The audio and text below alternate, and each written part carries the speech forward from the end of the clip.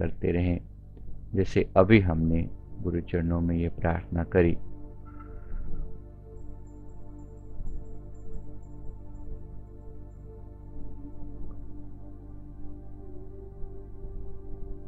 समय हमारे पास कम है, इसलिए काम जो है वो बहुत बड़ा पेंडिंग है, जो अभी हमें हमें करना है, बहुत बड़ा टास्क है।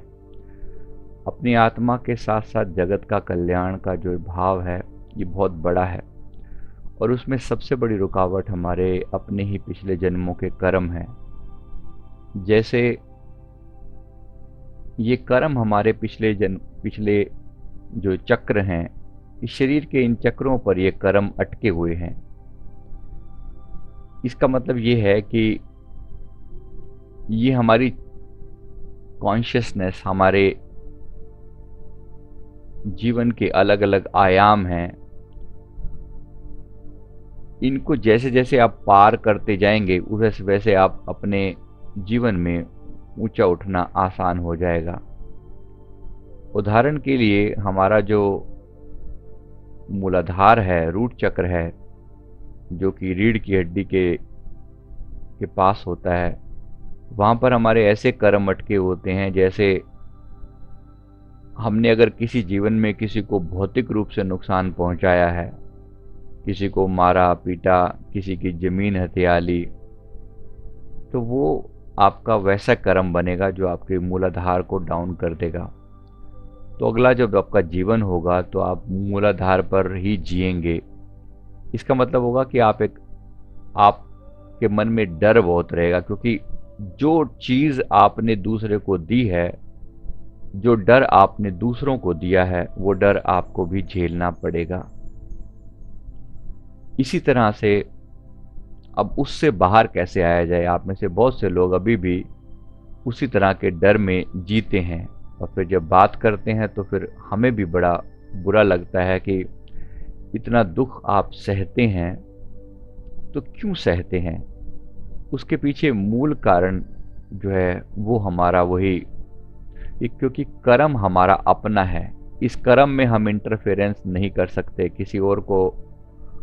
वो कर्म आपने किया है तो कर्म का फल तो कहीं ना कहीं भुगतना पड़ता है।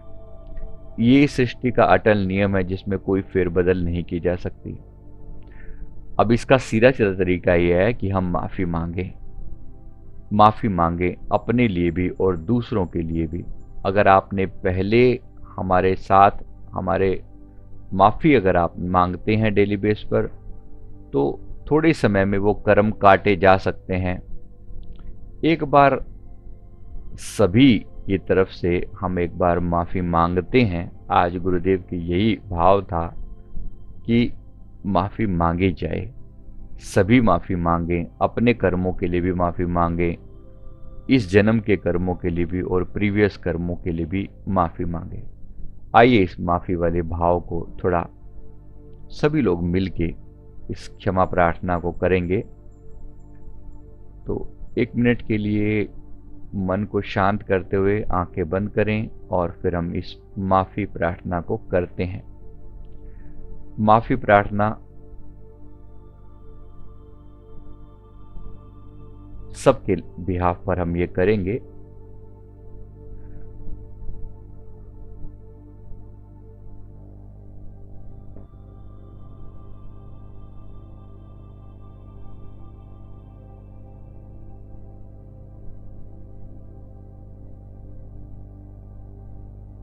बड़े प्यार से ये माफ़ी प्रार्थना मेरे साथ भी दोहराएं, जितना हो सकता है उतना आराम से।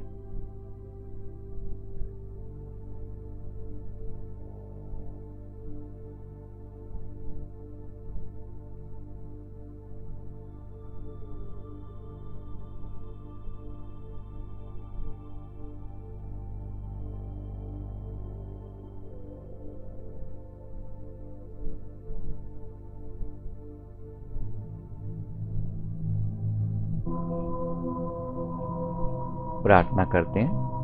अपने ही कर्मों के लिए क्षमा प्रार्थना है ये। हम परमात्मा से प्रार्थना करते हैं हाथ जोड़कर, हे मेरे इष्ट देव, हे गुरुदेव, हे परब्रह्म परमात्मा, हम आपके आगे ये विनती करते हैं, हाथ जोड़कर ये प्रार्थना करते हैं कि हमें हमारे कर्मों की माफ़ी दें, जो भी किए हैं। अब जो विशेष रूप से जो भी कर्म आपके मन में आए, वो कर्म अपने मन में रखें कि जो जिससे आप सबसे ज़्यादा आज के टाइम में सफ़र कर रहे हैं, दुखी हो रहे हैं, उन कर्मों के लिए विशेष रूप से आप कहें और ये प्रार्थना करें, प्रभु जाने में या अनजाने में मुझसे जो कर्म हो गए हैं, जिनके कारण मुझे आज इतना दुख झेलना पड़ रहा है, इन कर्मों के लिए मैं आपसे माफ़ी मांगता हूँ। हे प्रभु, मन से, वचन से या कर्म से मैंने जो भी बुरा किया है, उसके लिए मैं आपसे बारंबार क्षमा मांगता हूँ। हे प्रभु, मुझे माफ़ करें, मुझे माफ़ करें, मुझे माफ़ करें। मन से, वचन से या कर्म से मैंने जब कुछ भी किसी का बुरा किया है, तो कृपया मुझे माफ़ करें, मुझे माफ़ करें, मुझे माफ़ करें। अगर कुछ मन में रियलाइज़ होता है, तो उस गलती को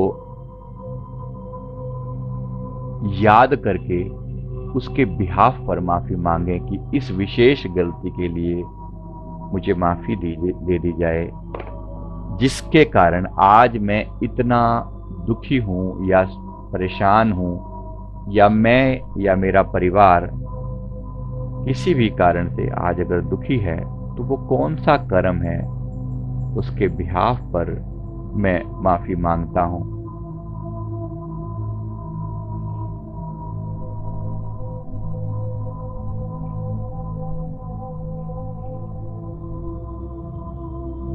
मेरी प्रार्थना है, प्रभु मुझे क्षमा किया जाए, मुझे माफ़ किया जाए।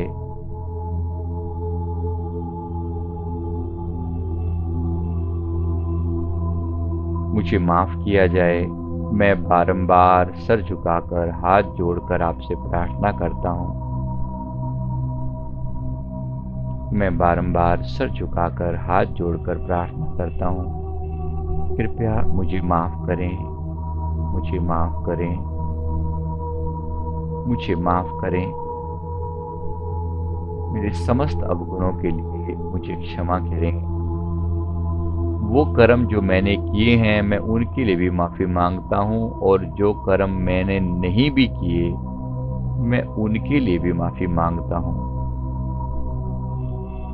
क्योंकि ये कुछ कर्म ऐसे भी हैं जो केवल आपने सिर्फ सोचे हैं, और उसकी वजह से भी दुख झेलना पड़ता है। सोचे हैं तो भी हमने वो सारे कर्मों के लिए हम क्षमा मांगते हैं। हे प्रभु, उस सोच को लिए भी हमें क्षमा कर दीजिए, और हमें सही रास्ता दिखाइए, हमें जीवन का ढंग बताइए प्रभु।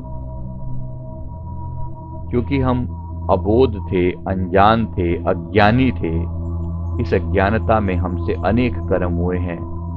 कभी काम ने परेशान किया, कभी क्रोध ने किया, कभी लोभ ने किया, कभी अहंकार ने किया। हे प्रभु, हमारी मूर्खता को क्षमा करें, हमारे अवगुण दूर कीजिए, हमें हिम्मत दीजिए, हमें ताकत दीजिए कि हम अपने इन अवगुणों को पार करके आपके चरणों की तरफ बढ़ सकें, अपने आत्म कल्याण के रास्ते पर आगे चल सकें। हमें क्षमा करें, हमें सही रास्ता दिखाइए गुरुदेव, हमें सही रास्ता दिखाइए प्रभु, हमें क्षमा करें। मैं उन लोगों से माफ़ी मांगता हूँ जिनको मेरे कारण किसी भी टाइप का कष्ट झेलना पड़ा। उनसे मैं बारंबार प्रार्थना करता हूँ कि मुझे क्षमा करें, मुझे क्षमा करें। मन से, वचन से, कर्म से या विचारों से या वाणी से कभी मैंने किसी को भी कष्ट दिया हो, तो उनसे क्षमा मांगता हूँ। मुझे क्षमा करें, मुझे क्षमा करें, मुझे क्षमा करें। कान पकड़कर सर झुकाकर, कान पकड़कर सर झुकाकर विशेष रूप से माफी मांगे। मुझे क्षमा करें, मुझे क्षमा करें मेरे अवगुणों के लिए, मेरे अवगुणों के लिए, मेरे दिए हुए दुखों की वजह से जो भी आपको झेलना पड़ा, आपको, आपके परिवार को, मैं उन सब चीज़ों के लिए माफ़ी मांगता हूँ। मुझे माफ़ करें, मुझे माफ़ करें, मुझे माफ़ करें, मुझे माफ़ करें। अपने गुरुजनों, अपने इष्टजनों, क्योंकि आपकी गलती, मेरी गलती की वजह से मेरे एंजल्स को भी, मेरे स्पिरिट गाइड को, मेरे गुरुजनों को, जो मेरे परिजन हैं, या कभी कभी मेरे पूर्वजों को भी अपमान सहना पड़ता है, मैं उन सब के बिहाफ पर भी माफ़ी मांगता हूँ। मुझे क्षमा करें, मुझे क्षमा करें, मुझे क्षमा करें। इसी प्रकार सर झुकाकर बड़े प्यार से अपने कमियों को रियलाइज करते हुए क्षमा प्रार्थना करते जाएं, क्षमा प्रार्थना करते जाएं। मुझे माफ करें, मुझे माफ करें।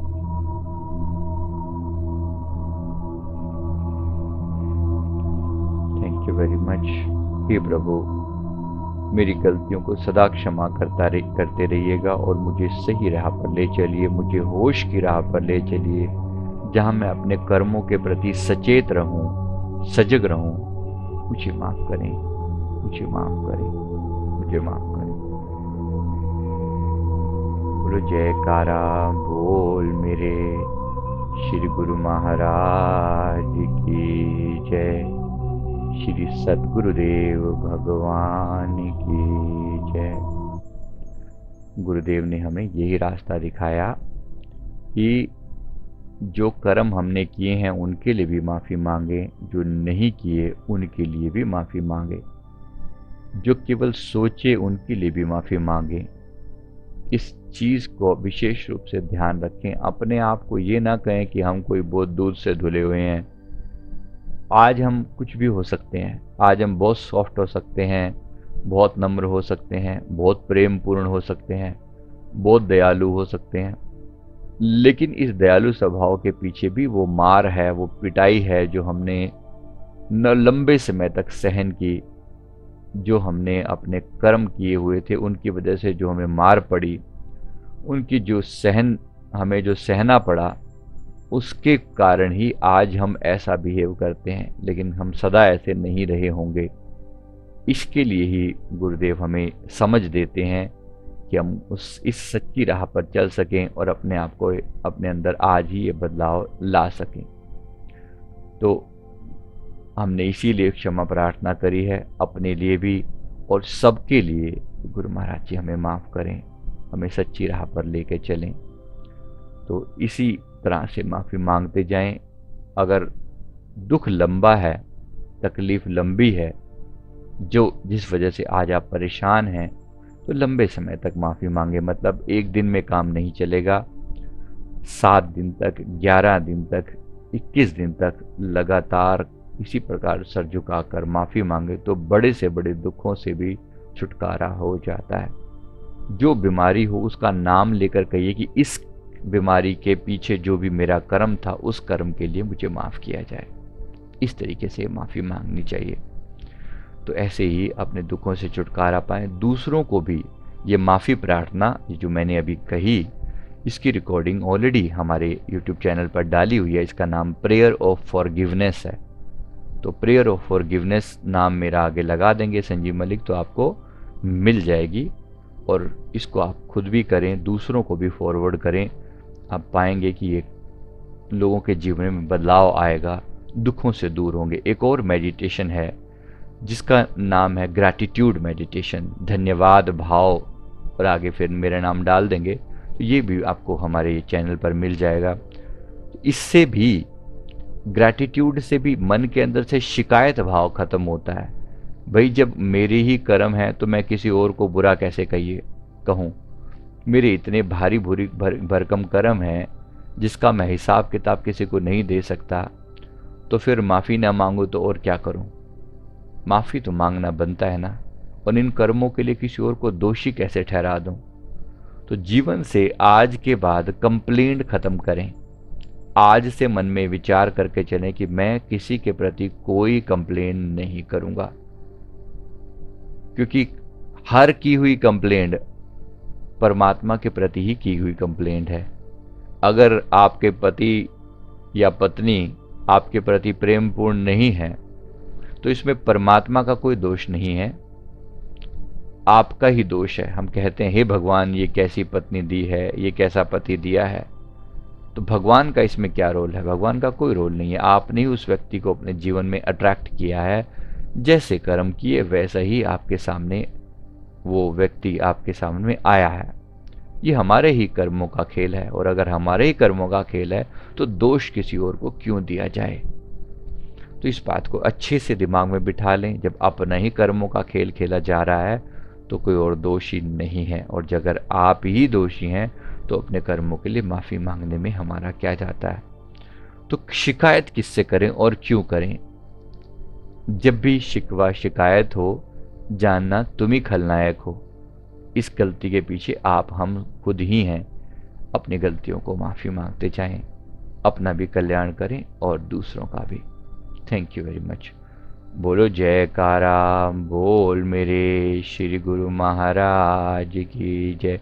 विशेष रूप से जो रिश्तों के प्रति गड़बड़ है, कोई व्यक्ति आपको तंग करता है, दुखी करता है, तो उनके लिए फॉरगिवनेस प्रेयर में इंडिविजुअली उस व्यक्ति का ध्यान करते हुए माफ़ी मांगनी है। इस प्रेयर को हम प्रेयर ऑफ फॉरगिवनेस बोलते हैं, माफ़ी प्रार्थना। प्रेयर ऑफ फॉरगिवनेस के साथ साथ हम इसको होपोनोपोनो प्रेयर बोलते हैं, जो रिश्तों के प्रति की हुई है। इसमें हमें कहना होता है विशेष रूप से, I am sorry, please forgive me, I love you and thank you.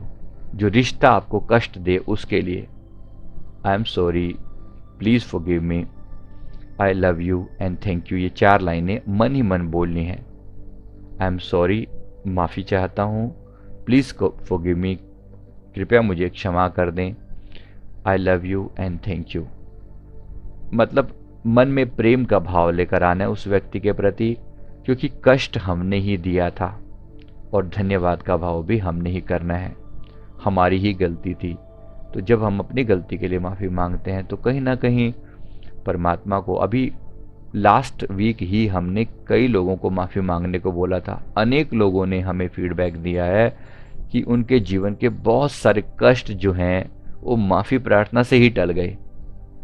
अनेक बीमारियां जो हैं वो ख़त्म हो जाती हैं, दुख खत्म हो जाते हैं, कर्जे समाप्त हो जाते हैं, शारीरिक और मानसिक रोग दूर हो जाते हैं, जीवन में आने वाली बड़ी बड़ी मुसीबतें दूर हो जाती हैं अगर आप माफ़ी प्रार्थना इसी प्रकार प्यार से करते चलें। तो अपनी गलतियों के लिए क्षमा मांगते जाएं, परमात्मा हमारा कल्याण करे और हम अपने साथ साथ फिर जगत कल्याण का भी भाव लेकर आएँ। अभी तो हम अपनी बात कर रहे हैं, गुरुदेव ने हमें यहाँ तक कहा है, दूसरों के लिए भी तुम्हें ऐसे ही सर झुका झुका के माफ़ियाँ मांगनी पड़ेंगी, कान पकड़ पकड़ के माफ़ियाँ मांगनी पड़ेंगी। गलतियाँ दूसरे करें और माफ़ी आप मांगे, ये भाव भी सतगुरु जी ने ही सिखाया है कि कोई भी गलती करे आपको उनके बिहाफ पर माफ़ी मांगनी चाहिए।